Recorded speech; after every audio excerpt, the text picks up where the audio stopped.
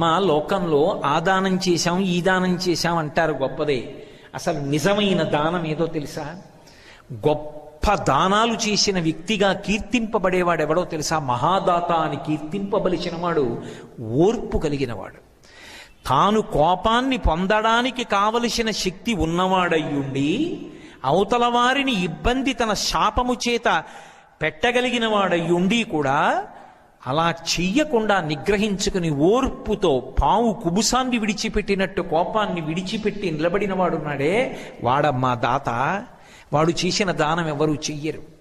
ఎందుకని మీరు ఆలోచించండి. వాయువుని వీళ్ళు కానీ శపించారనుకోండి, నువ్వు అంతటా వ్యాపించావని కదా నీకు గర్వం, అందుకు కదా మాతో ఇలా మాట్లాడి ప్రవర్తించావు, నీకు వ్యాపకత్వము లేకుండుగాక అనొక మాట అన్నారనుకోండి.